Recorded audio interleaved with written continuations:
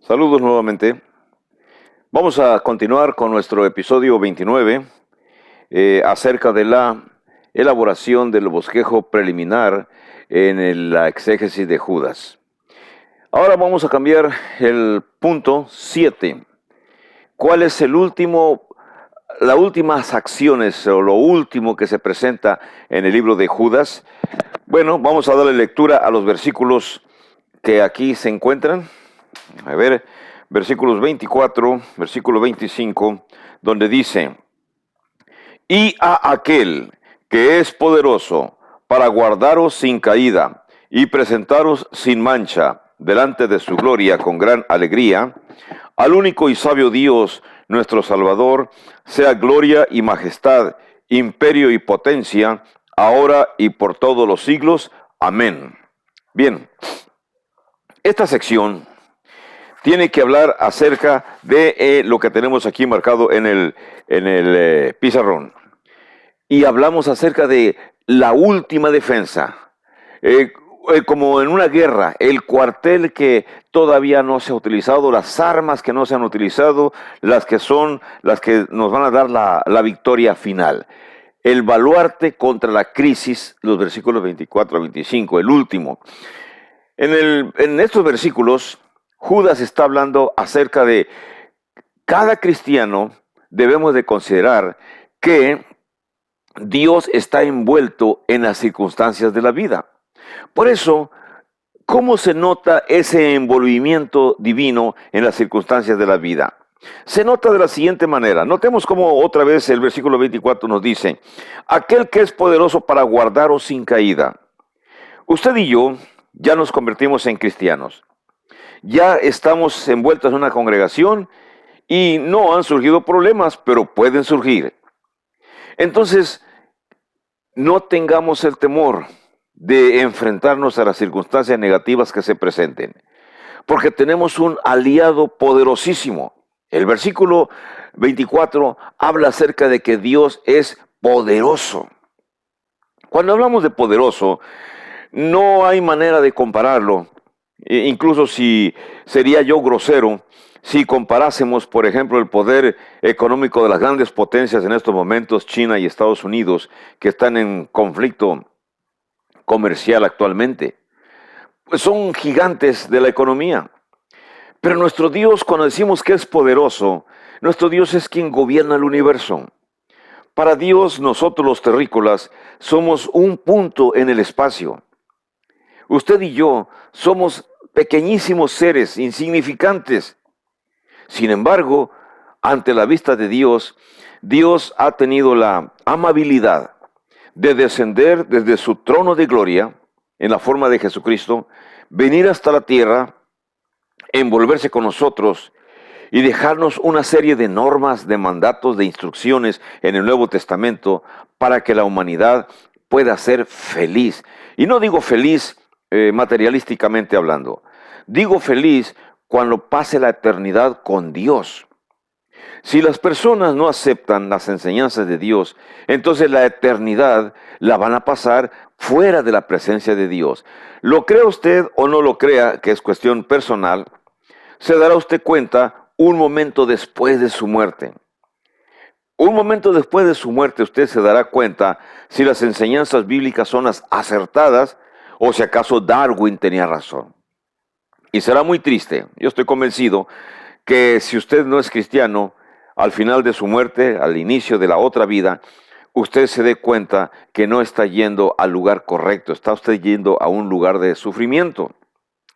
Mi deber es siempre estar alertando, estar enfatizando en el destino final suyo y de cualquier persona que no acepte el cristianismo. Estará fuera de la presencia de Dios. No hay un ser poderoso que se pueda enfrentar a Dios. Satanás tiene poder, pero su poder es limitado. Y solamente hace uso de su poder si usted se lo permite. Si usted no se lo permite, Satanás no tiene la capacidad. Nuestro Señor Jesucristo le quitó la capacidad de influir en las personas sin el consentimiento de las personas. Las personas son las que voluntariamente realizan actos que a Satanás le agradan porque rinden su voluntad precisamente al enemigo de Dios. ¿Y qué es lo que buscan cuando rinden su voluntad al enemigo de Dios? Buscan sus éxitos materiales, buscan la satisfacción de sus cuerpos. Y el aspecto espiritual, como mencioné en el versículo, en el episodio 28, no es considerado. Pero usted tiene oportunidad, siempre tenemos oportunidad. Antes que la muerte nos llegue, siempre tenemos la oportunidad. Una recomendación es siempre hacerlo cuando estamos con pleno uso de razón. Porque si usted ya está al borde de la muerte y en sus estertores de agonía manda a traer una persona, manda a traer un cristiano y le dice con palabras entrecortadas, quiero bautizarme para que mis pecados sean perdonados. ¿Qué cosa le va a dar usted a Dios? Sus pecados van a ser perdonados si usted se bautiza con fe. Pero ¿qué cosa es lo que le va a dar usted a Dios a cambio? Nada. Una vida llena de pecados y un instante de arrepentimiento. Es mejor que en estos momentos, que todavía usted tiene uso de razón, considere la posibilidad de convertirse en cristiano, de abandonar la vida perdida que usted lleve, la vida mundanal que usted lleve, y acepte seguir las enseñanzas, no tan solo seguirlas, practicarlas, y aparte de practicarlas, enseñarlas a otras personas. Es la forma en que se transmite el cristianismo, de uno en uno hacia más personas. Bien, estas frases han sido extraídas de la lectura. La palabra es poderoso. Y aquí encontramos una idea, si usted gusta usar la palabra, una idea filosófica, está bien, no me afecta, yo no uso generalmente esos términos, pero encontramos la palabra, el pronombre aquel. Dice el versículo 24, dice, y aquel. ¿A quién se refiere el aquel? Ya sabemos que es a Dios. Lo cual nos indica que aquel, que es Dios, es un punto de salida, un punto de partida, un punto de inicio que indica dos extremos en los siguientes versículos. Dos extremos en los cuales tiene influencia aquel. ¿Cuál es esos extremos? ¿Cuáles son esos extremos donde aquel tiene influencia? Aquel refiriéndose a Dios. Y esos extremos los encontramos en las palabras que se encuentran en el versículo 24, cuando habla acerca de guardarlos con alegría, guardarlos sin mancha.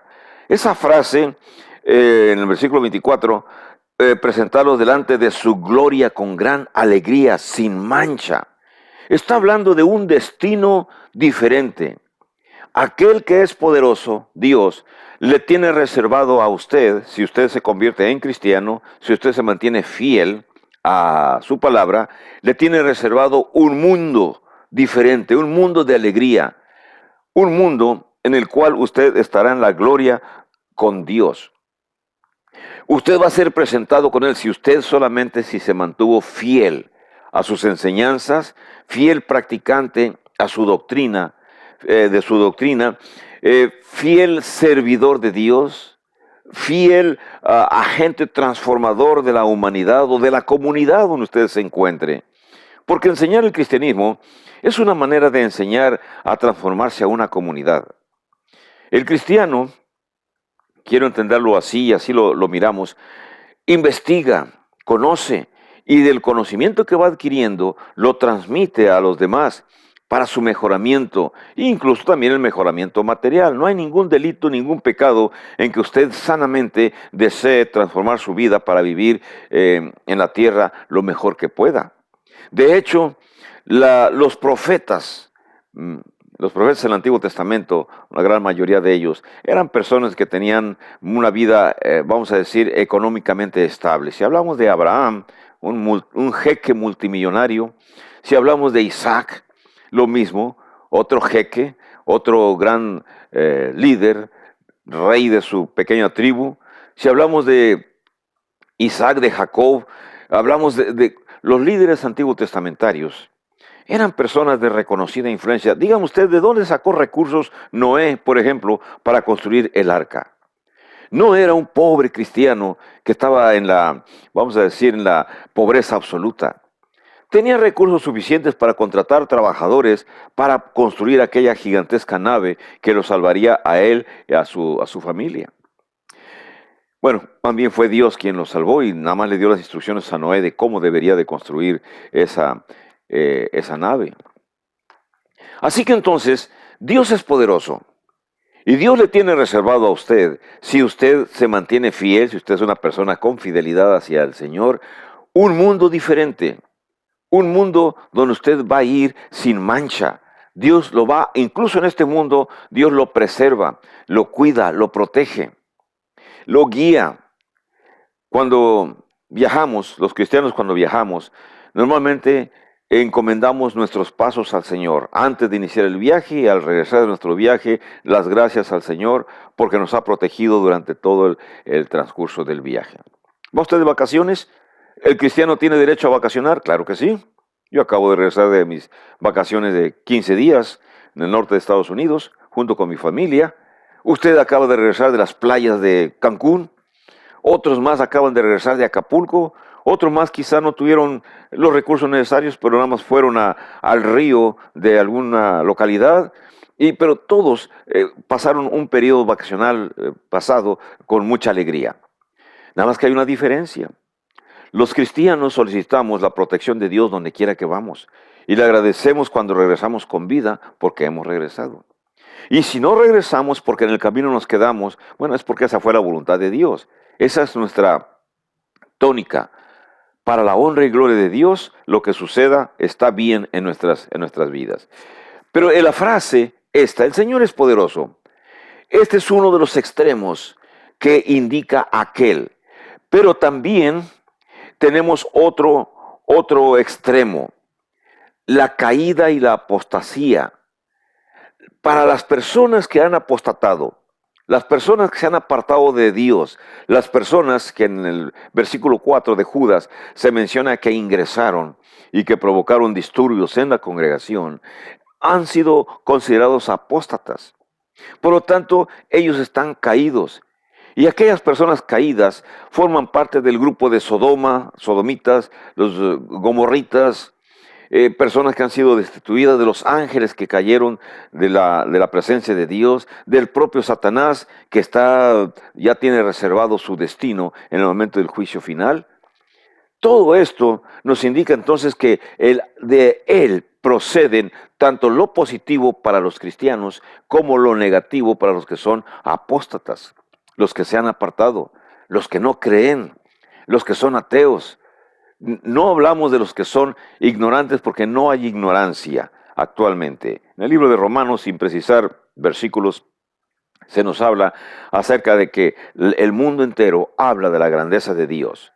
No es casualidad la rotación de la tierra, por ejemplo, para el día y la noche.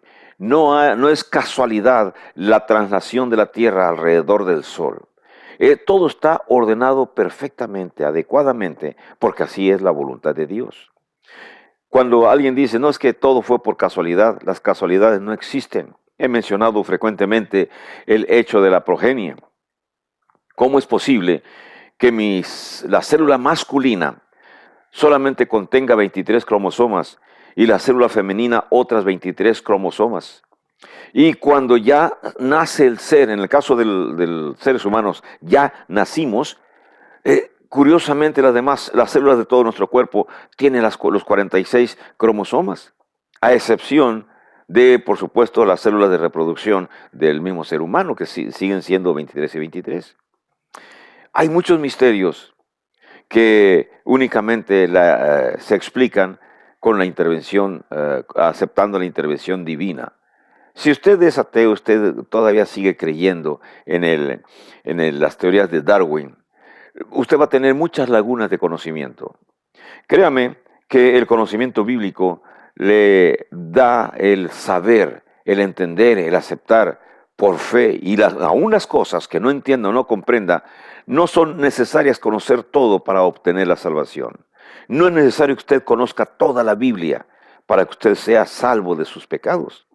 Basta y sobra que usted conozca el Evangelio y lo obedezca.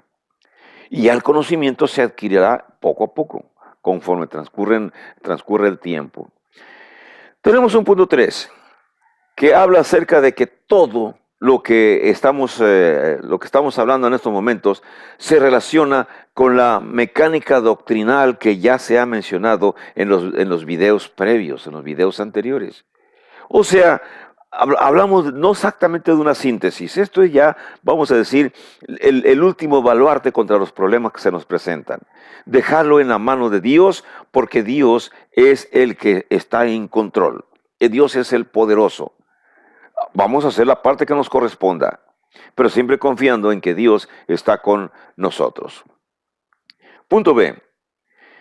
Para que esto pueda suceder, es como en un matrimonio, ya no existen, o más bien, no deberían de existir los matrimonios obligatorios, donde terceras personas promueven un matrimonio y a veces los que se van a casar ni siquiera saben o hasta muy tarde se enteran que ya están comprometidos. Algunas culturas orientales tienen esa costumbre de prometer los niños cuando aún son niños a que se van a casar y cuando ya llegan adultos, se quieran o no se quieran, se gusten o no se gusten, ellos se casan. Pero bueno, en el mundo occidental no existe tal situación. Aquí cada persona escoge su pareja, su cónyuge. Pero la cuestión es, no podemos tomar una esposa a la fuerza los varones, ni las mujeres pueden tomar un varón a la fuerza. Tiene que haber consentimiento. Lo mismo pasa en nuestra relación con Dios. Se necesita el consentimiento humano. Se necesita el consenso, la aprobación del ser humano para poder realizar estas actividades, para poder estar bien con Dios. Dios jamás lo va a obligar a usted a que sea un cristiano. Dios únicamente presenta su doctrina, presenta su enseñanza, y es todo. Y la decisión siempre va a ser suya. Usted decide seguir a Satanás o usted decide seguir a Dios. Y cualquier decisión que usted tome, esa decisión tendrá consecuencias. Consecuencias que serán visibles, serán ya prácticamente ineludibles un momento después de su muerte.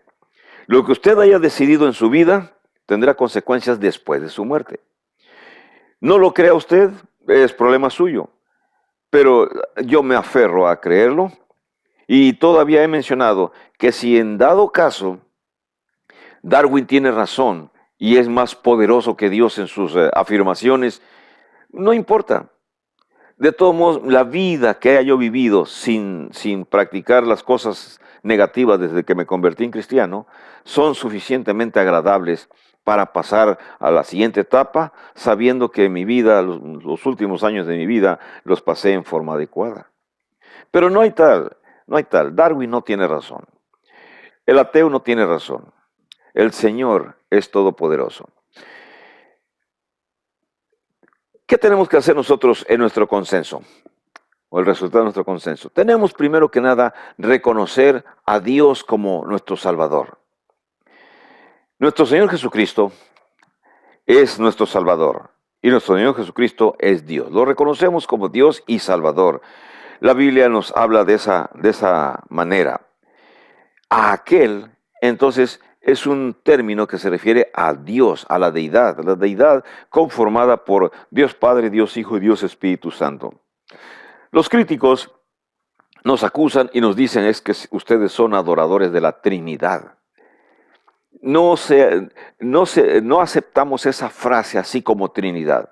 Para nosotros, Dios Padre, Dios Hijo y Dios Espíritu Santo es un misterio. Es uno solo manifestado en tres personas. Y aunque hay más explicaciones, para la mayoría de nosotros es difícil comprender eso, pero para Dios nada es imposible. Ahora bien, ¿cuál es la decisión que el humano tiene que hacer según el versículo 25? El versículo 25 cuando dice, al único y sabio Dios, nuestro Salvador, sea la gloria, sea la majestad, sea el imperio y sea la potencia, ahora y por todos los siglos. Amén. Es decisión del ser humano proporcionarle o darle toda la honra, toda la gloria a el Dios Todopoderoso. Reconocemos a Dios como Salvador. 2. Reconocemos su majestad, su dominio, su autoridad. Todo esto es la substancia de su personalidad. Entonces, cuando nosotros estamos de acuerdo en reconocer a Dios como Salvador, en reconocer su majestad, su dominio, su autoridad, en someterse bajo sus pies a su autoridad, automáticamente yo estoy dando mi consentimiento. Y esto es importante porque no puede existir cristianos obligados. Todos somos cristianos por consenso propio, por consentimiento, porque voluntariamente así lo deseamos. Nadie nos obligó, nadie nos obliga. Lo mismo pedimos o decimos a usted. Ahora bien, punto 3. Algo que tenemos que aceptar. Al final del versículo 25, cuando dice, imperio y potencia ahora y por todos los siglos. Amén. ¿Qué significa esa frase de el ahora y por todos los siglos? El ahora es este momento. Y por todos los siglos son lo anterior a este momento y lo posterior a este momento. Todo lo pasado, gloria y honra para Dios. Todo en el futuro, gloria y honra para Dios. Y en este presente, gloria y honra para Dios. Usted reconoce a Dios en su vida. Dios lo reconocerá a usted en su vida. Usted desprecia a Dios. Usted menosprecia a nuestro Señor Jesucristo. Usted será menospreciado también por nuestro Señor Jesucristo. Esto es recíproco. En el día del juicio final, todo aquel que haya reconocido a Cristo aquí en la tierra, será reconocido por Cristo allá en los cielos. Pero todo aquel que haya desconocido a Cristo, que lo haya menospreciado, entonces también será desconocido y será menospreciado allá en los cielos. Y entonces dirá, apartados de mí, malditos, al fuego eterno preparado para el diablo y sus ángeles, donde hay el llorido, el crujir de dientes. Y en cambio, a los que estén con Dios, dirá, venid conmigo, con mi Padre, benditos de mi Padre, venid y disfrutar de la mansión que mi Padre ha creado, la nueva mansión, el nuevo lugar de residencia que ha creado para todos los que no son fieles, los que son fieles. Así que entonces encontramos lo siguiente. Han pasado los siglos, desde la creación hasta estos momentos, de acuerdo a nuestra contabilidad, un número redondo de 6,000 años. Yo sé que de acuerdo a la contabilidad de antropólogos, de sociólogos, de científicos, le dan miles y miles de años a la existencia del planeta. Otra vez, todos ellos se basan en sus instrumentos creados, en su conocimiento científico. No digo que sea pseudocientífico, son personas a las cuales Dios les ha permitido avanzar en el conocimiento lo suficiente para el bienestar de la humanidad en general. El problema es que se han ensalzado tanto que consideran que sus doctrinas, consideran que sus disertaciones son las excelsas, las excelentes. Y entonces menosprecian el valor informativo que las Sagradas Escrituras nos proporcionan. Por eso usted va a oír acerca de la era paleolítica, de la era mesozoica, a las cuales le dan no tan solo miles, le dan millones de años de antigüedad. Y utilizan la técnica del carbono 14 para determinar la edad de objetos encontrados en sus excavaciones arqueológicas. Le dan tantos años, mucho más de lo que realmente son. 6,000 años de historia. Y si llegan a ser más, porque el Señor en el momento de la creación, si tardó más de 1,000 años o lo hizo en los 6 días literales, es una cuestión que no me afecta. Dios hizo el mundo, la creación, en 6 días literales para mí como cristiano, y el último día descansó, 7 días. Y después observó su creación y vio que todo lo que había creado era bueno. Ahora viene el darwinista, viene el ateo y me dice, no, tú estás equivocado, tú estás aferrado, tú eres una persona que únicamente confías en la Sagrada Escritura, mira la ciencia lo que dice. La ciencia deberían estar agradecidos de que Dios les ha proporcionado un cerebro privilegiado para poder avanzar en el conocimiento de las ciencias y encontrar lo que sea necesario para el bienestar de la humanidad. Pero no la jactancia, no el orgullo, eso que toman, hablamos otra vez de la naturaleza humana. Cuando el sabio, cuando el científico se rinde ante Dios, hemos ganado entonces mucho más, porque un sabio, un científico se rinde ante la evidencia de que el Dios Todopoderoso tiene todavía muchas cosas incógnitas, muchas cosas, muchas incógnitas, muchas cosas por conocer, que incluso el sabio puede decir que aún no sabe nada, no sabe mucho. Ojalá que usted sea como ese tipo de personas sabias que han reconocido que a pesar de su sabiduría no sabe nada y le rinden gloria y majestad a nuestro Dios Todopoderoso. Decíamos que el paso de los siglos no modifica, no cambia, no transforma la personalidad ni la autoridad de Dios. O traducido a palabras sencillas, el Dios del ayer, el Dios del pasado, sigue siendo el mismo Dios del presente. Y este mismo Dios del presente es el mismo Dios del futuro y el mismo Dios de la eternidad.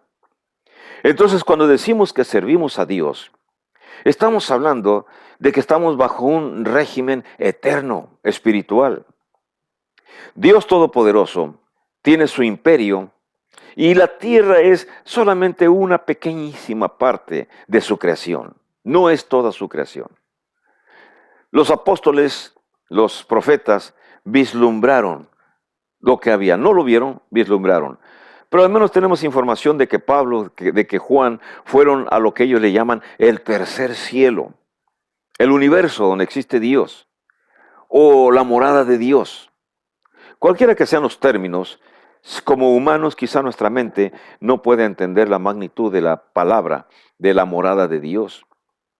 Pero basta y sobra con que usted acepte lo que la Biblia dice y usted será feliz. Usted practique las normas bíblicas, usted conviértase en cristiano, usted busque en el área donde se encuentra la congregación de la iglesia de Cristo más cercana. No se vaya a confundir cuando vea usted templos pentecostales o metodistas o bautistas o testigos de Jehová o cualquier otro grupo. Usted analice, si gusta, visítelos, véalos, analice sus enseñanzas, compárelas con las que dice la Biblia. Si no van de acuerdo con lo que dice la Biblia, no son la iglesia de Cristo. Ahora, algunos sectarios usan algunos textos bíblicos y normalmente mezclan Antiguo y Nuevo Testamento y lo actualizan como diciendo que son leyes actuales. Pero no es así. Recuerden, el Antiguo Testamento fue proporcionado para que los judíos tuvieran leyes y normas por las cuales guiarse. Y lo hicieron, no totalmente, y al desobedecer, al no seguir las normas, bueno, vamos a decir que fueron expulsados del propio territorio que Dios les había proporcionado, Palestina.